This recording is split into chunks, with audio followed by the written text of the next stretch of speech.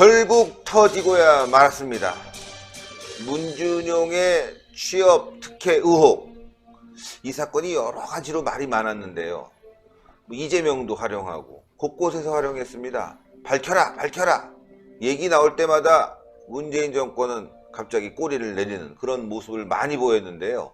그래서 그 도대체 어떤 내용인가 이것이 궁금했는데, 오늘 그 재판 과정에 있었던 수사 기록이 공개돼야 된다, 이런 법원의 판결이 나왔습니다. 이제 문준용 취업 특혜 의혹과 관련된 진실에 다가갈 수 있는 일정 부분의 길이 열렸다, 이거 아니겠습니까? 문준용 취업 특혜 의혹, 이게 왠지 조국과 관련돼서 조국의 입시 비리 의혹, 지금 입시 비리로 굳어지고 있어요. 자녀 문제가 터지면서 이 정권이 몰락하고 있는 그런 느낌을 받고 있는데, 자, 그러면요, 우동균 기자가 정말 열심히 준비했습니다. 자, 우동균 기자 나와주세요. 특파원. 네, 우동균입니다. 그 문준용과 관련해서 저희가 여러 가지 의혹을 계속 보도하고 있는 상황 아니겠습니까? 특히 많은 국민들께서 모두가 어이없어 하셨던, 어처구니 없어 하셨던 것이 바로 뭐냐? 바로 이 귀걸이 취업. 2006년 12월에 한국고용정보원에 귀걸이 취업으로 입사했다는 거 아니겠습니까? 이력서에 귀걸이가 달린 사진을 덩그러니 놓고 그 내용도 아주 몇 줄 띡띡띡 대충 썼어요. 네. 정말 보통 취업하는 사람들은요, 그런 식으로 쓴다는 건 상식도 할 수 없는데 또 그 와중에 그게 털커덕 붙었다는 거 아니겠습니까? 그리고 입사한 지 14개월 만에 본인이 가고 싶어한 파슨스 스쿨 유학을 위해서 또 2년간 휴직을 합니다. 입사한 지 불과 14개월이면은 1년하고 2개월밖에 안 되는 거 아닙니까? 그런데 그렇죠. 다닌 지 1년 2개월밖에 안 된 사람이 2년을 휴직하는, 상식적으로 이해할 수 없는 이런 행보를 보면서 당시의 야당에서는 이건 특혜다, 이건 말도 안 되는 거다 라는 주장을 했었던 부분이 있습니다. 사실 이것이 대선 과정에서 많이 언급이 됐지 않았겠습니까? 예. 지난 2017년 대선 과정에서 도대체 문재인의 아들은 어떤 과정이 있었길래 이런 말도 안 되는 혜택을 다 누리고 산 거냐, 여기에 대해서 여러 정당들이 이의를 제기했고 서로 고소고발이 오가는 이제 그런 상황이 있었는데요. 그런 와중에 그 연장성상에서 드디어 문준용 특혜 채용에 대한 수사 자료가 공개되는 것으로 대법원 판결이 나왔습니다.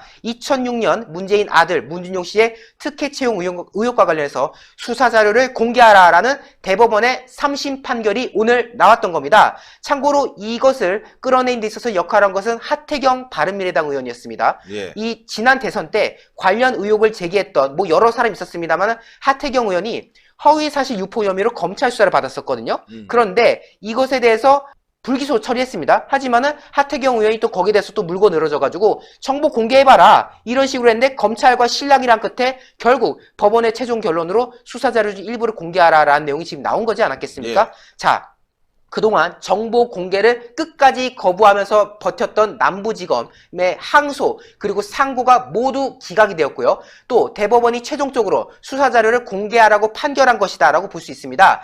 이번에 공개되기로 한 자료는 총 3가지입니다. 첫 번째, 문준용과 미국 파슨스 스쿨이 등록 연기에 대해 주고받은 이메일 자료, 그리고 두 번째, 파슨스 스쿨이 문준용에게 보낸 2007년 가을학기 어드미션. 여기서 왜 갑자기 파슨스에 대한 내용이 나오냐? 왜냐하면은 이 문준용이 파슨스를 다닐 당시에는 무직 상태가 아니라요, 엄밀히 말하면 그 고용정보원에 휴직 상태로 간 겁니다. 직장인 신분으로 간 거예요. 그렇기 때문에 이 파슨스를 다니는 과정에서 특혜 의혹이 있는 가운데 이 문준용이 파슨스에 있는 과정에서 어떠한 서류가 있었는지, 어떤 어드미션이라든가 어떤 이메일이 있었는지 이런 것들에 대해서 수사 자료를 공개하라 나온 것이고요. 또 중요한 것이 있죠. 2007년 문준용 특혜 채용 의혹을 감사했던 노동부 감사관의 진술서가 이번에 또 공개된다고 합니다. 예. 분명히 이 고용정보원 특혜와 관련해서 이 노동부에서 감사한 내용이 있지 않을 겁니까? 여기에 대해서 만약에 이 감사관이 의미 있는 진술을 많이 했다면 이것은 그야말로 문재인 아들 취업 논란에 대해서 종지부를 찍을 수 있는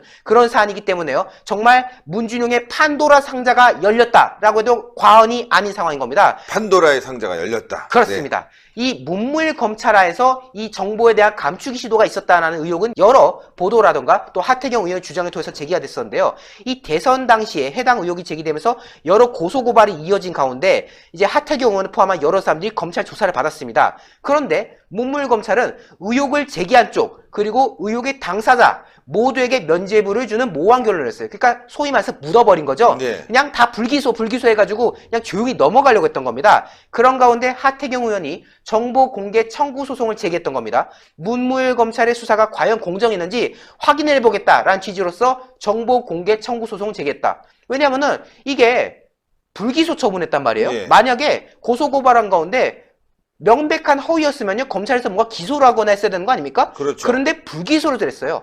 물론 묻고 넘어가려고 한 불기소일 수도 있습니다만 뭔가 그래도 기소를 하기에는 뭔가 석연치 않은 이유가 있으니까 예. 그래서 불기소를 했지 않느냐라는 차원이 있었고, 여기에 대해서 그럼 정보 공개를 한번 해봐야겠다 해서 정보 공개 청구 소송을 제기했던 겁니다. 참고로 법원은 1심 때부터 일찌감치 공개 판결을 내렸었습니다. 그거 공개해라. 수세 자료의 공개가 대통령 아들의 특혜 채용에 대한 국민적 의혹을 해소할 것이다 라는 판결문 내용도 있었어요. 하지만 문무일검찰에서는 무려 4번에 걸쳐 문준용 관련한 정보 공개를 거부했던 상황인데요. 자, 혹시 헷갈려 하실 분들을 위해서 아예 관련 일지를 쫙 한번 나열해 보도록 하겠습니다. 예. 2017년 4월 12일 민주당에서 공직선거법상 허위사실 공표죄로 하태경을 고발합니다. 즉, 하태경이 지금 거짓말하고 있어. 문준용 아무 문제 없는데 지금 허위사실을 한 거야 하고 고발을 했는데, 그 이후에 한 달이 지나서 대통령으로 문재인이 당선됐고요. 2017년 11월 10일 남부지검은 불기소 결정을 내렸습니다. 허위사실 공표죄로 했는데 불기소를 결정했다. 요거 참 포인트라고 볼 수 있고요. 그리고 나서 일주일 뒤인 11월 17일에 하태경 의원은 남부지검에 관련 수사자료 공개를 요구합니다. 그 이제 문준용과 관련해서 수사자료를 좀 공개해달라 예. 요구했는데, 그리고 나서 열흘 뒤인 11월 27일 비공개 결정을 내립니다. 이때부터 하태경 의원과 남부지검 간의 실랑이가 시작된 건데요. 예. 12월 1일 남부지검에 이의 신청을 합니다. 왜 그 공개 못하는데? 공개해봐! 라고 이의 신청을 하는데, 그리고 나서 12월 12일에 그것을 또 기각시킵니다. 그러니까 계속 누구는 공개해라 하고 있고 검찰 쪽에서는 안 된다. 계속 서로가 팽팽하게 맞서는 그런 상황이었죠. 결국 2018년 1월 15일에 서울행정법원에 정보 공개 거부 처분 취소 소송, 즉 정보를 공개해달라는 요구에 소송을 제기했고요. 그리고 나서 1심 판결이 11월 23일 나왔습니다. 공개해라 라고 나왔던 거죠. 앞서 제가 설명했던 내용이 바로 이거 아닙니까? 예. 그렇지만 남부지검은 여기에 불복해서 항소를 했고요. 올해 6월 12일에 2심에서 그 항소를 기각해서 다시 정보 공개를 하라는 요구로 나왔었는데 또 불복해서 상고를 합니다. 그리고 마침내 9월 26일자로 최종 상고 기각 판결을 통해서 정보 공개를 하는 그런 상황이 나타났던 것이죠. 자, 문재인 대통령이 참 대단해요. 취임 직후에 지시한 내용 중에 이게 있었답니다.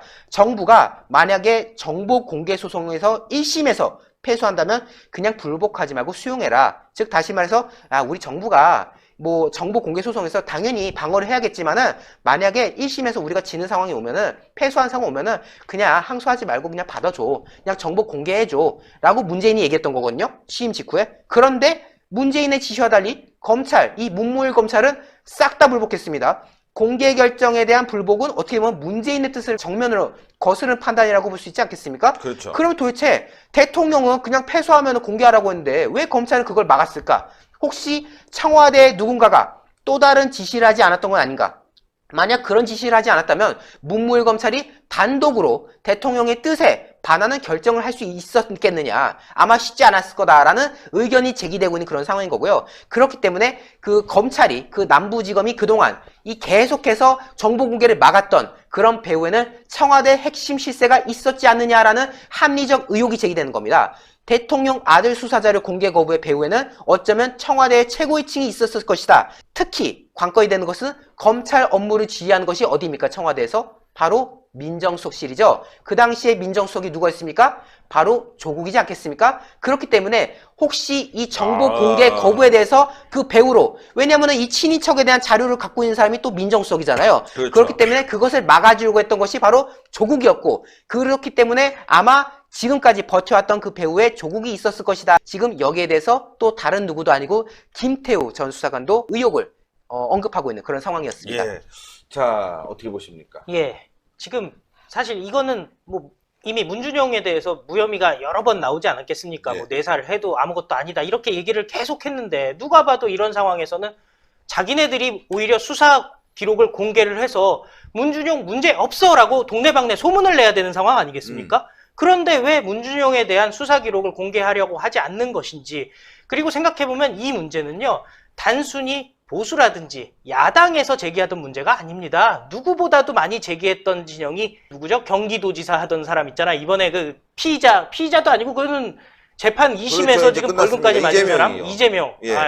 그 사람 같은 경우는 그 사람들과 그 사람의 지지자들은 적극적으로 문준용을 활용했었고요. 어떤 일도 있었냐면은 1심에서 선고 나기 전에 영린까지 건드려가면서 그렇죠. 문준용이도 있는데 하면서 건드려가면서 정치적으로 활용한 바가 있습니다. 이것은 좌냐 오냐 문제가 아니라 소위 말하는 문빨을 제외하고는 대한민국 모든 사람들이 이것 좀 이상한데 왜 이렇게 그러니까. 감추지? 이러고 있는 그런 입장이거든요. 도대체 왜 수사 기록을 공개 안 하는 거지? 그건 정보 공개 청구하면은 당연히 나와야 되는 거잖아요. 그러니까요. 지금 말이죠. 조국을 못 자르는 이유가 가족관계 일들을 많이 알아서 아니면 뭔가 함께 이번 버닝썬 그리고 코링크 이 조국 펀드라고 하는 것 함께 움직여서 이런 의혹들이 많은 거거든요. 그런데 그 중에 하나의 단초가 될 수 있는 파일이 열리니까요. 이거 굉장히 중요한 문제입니다. 시청자 여러분들.